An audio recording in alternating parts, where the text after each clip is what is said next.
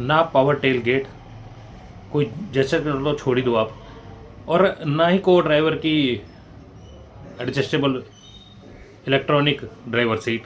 तो फिर फ़ायदा क्या ऐसी गाड़ी को लॉन्च करने का। नमस्कार दोस्तों, मैं बात कर रहा हूँ किया की सेल्टोस, जो कि कल अनवील कर दी गई, लॉन्च नहीं की गई, अनवील कर दी गई, जिसके प्राइजेस भी हमें पता नहीं है।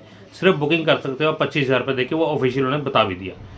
लेकिन जब चुपके से ना, जो एक छोटा बच्चा शोर शराबा बहुत करता है, वैसा कुछ सियरा ने मचा रखा है शोर शराबा।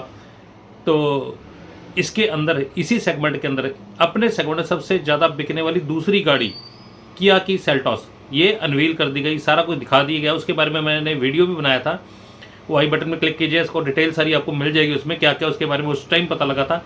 आज कंप्लीट डिटेल इसके बारे में पता है, तो आज इसके बारे में ओवरऑल एक जानकारी हासिल कर लेते हैं कि क्या क्या चीज़ें इन्होंने बताई हैं, क्या क्या चीज़ें हमें नहीं पता लगी हैं, तो उसके बारे में बात करते हैं। चलिए दोस्तों, शुरू करते हैं अपना वीडियो।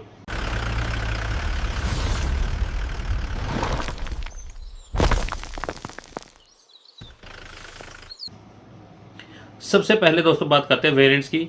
9 इसके वेरिएंट पहले भी आते थे, अब भी वैसे ही आते रहेंगे, जैसे कि HTE के अंदर ऑप्शनल, फिर HTK के अंदर फिर ऑप्शनल, फिर HTX उसके अंदर भी ऑप्शनल, फिर GTX के अंदर A, फिर X लाइन। ये सभी वेरिएंट्स जैसे आते थे इंटैक्ट आते रहेंगे, वैसे ही आ रहे हैं। अब मेन फ़र्क कहाँ पे पड़ा? मेन फ़र्क पड़ा इसके डायमेंशंस के अंदर, यानी कि टोटली ही नई जनरेशन जिसको कहते हैं वो कर दिया इन्होंने। लेंथ अब कितनी बड़ी हुई है? लेंथ 95 mm बड़ी हुई है, जो कि 4460 हो गई है अब। विड्थ 1830 हुई है, जो कि 30 mm बड़ी हो गई है अब। हाइट 1635 है, अब थोड़ी कम हो गई है, 10 mm कम हो गई है। व्हील बेस की बात करो 2690 अब हो गया, जो कि 80 mm का ठीक ठाक सा फर्क पड़ गया। जो अंदर आपको इंटीरियर में, चाहे वो सीटिंग कंफर्ट हो, चाहे वो बूट स्पेस हो, वहाँ पे आपको ठीक ठाक सा फर्क नज़र आने वाला है।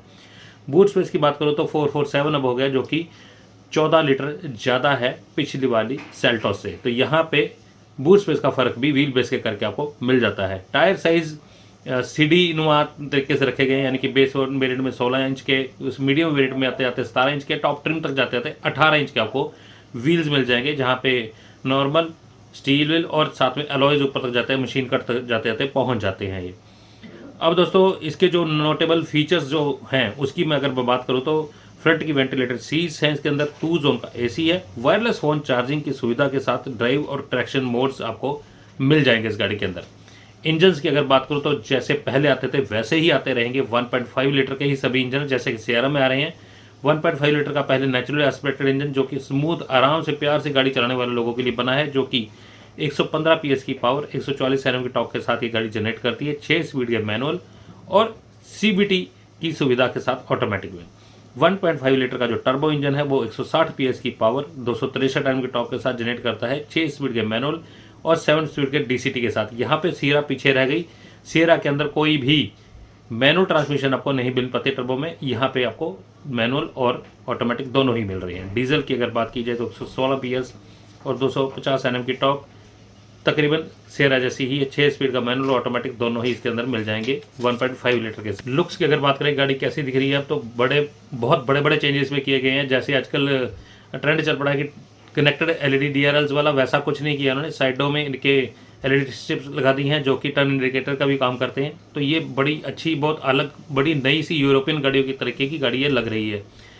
वेलकम और गुड बाय के जो एनिमेशंस हैं लाइटिंग के, वो जस्ट जैसे टाटा ने दी है आजकल की गाड़ियों, वैसा ही इसके अंदर दिया गया है। अब बाहर से बड़ी और बेहतरीन लग रही है। अंदर चाहे फ्रंट की बात की जाए, फ्रंट की लुक की मैंने पहले ही बात कर ली थी, और रियर में जैसे बताया था कारंस जैसी, वैसे ही लग रही है अब भी। तो यहाँ पे कनेक्टेड है, लेकिन सेंटर में थोड़ा सा स्पोर्ट खाली छोड़ दिया गया है, तो देखने में गाड़ी सुंदर लग रही है पीछे से भी। Motorised front first door handles हैं, जिसके बारे में पहले भी बात की गई थी, वो बहुत अच्छे लग रहे हैं देखने में। डिज़ाइन के अंदर पीछे काफ़ी बड़े बड़े चेंजेस हैं। टेल गेट नई कर दी गई है, और जो कनेक्टेड टेल लाइट्स हैं वो भी सुंदर लग रही हैं नीचे। लेकिन बम्पर में अंदर नंबर प्लेट आ गई है, वो थोड़ा बड़ा बदलाव हमें देखने को मिलेगा। पीछे नीट एंड क्लीन गाड़ी बनाने की कोशिश की गई है। 10 तरह के इसके अंदर नॉर्मल कलर हैं, जाके single tone colour, 2 dual tone colour इसके अंदर दिए गए हैं।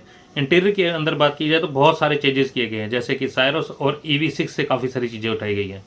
सायरोस से उठाया, आपको देखेगा इसका जो 3 पैड वाला लगता है, ट्रिपल स्क्रीन जिसको बोल सकते हैं, वो है। और जो स्टीयरिंग व्हील है वो EV6 वाला दिखता है, ताकि काफ़ी प्रीमियम इस गाड़ी को फील दी जा सके।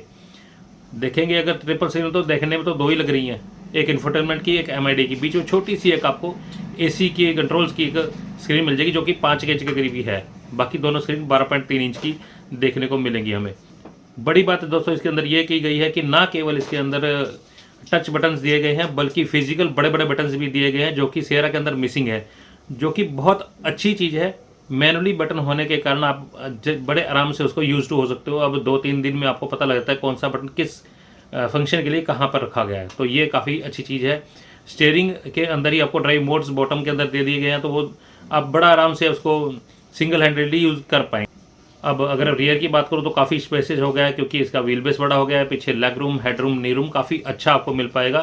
क्योंकि इसकी मैंने जो साइज़ की बात की तो यहाँ पे सियरा से भी काफ़ी ज़्यादा कंपटीशन, बहुत क्लोज आ गई गाड़ी है।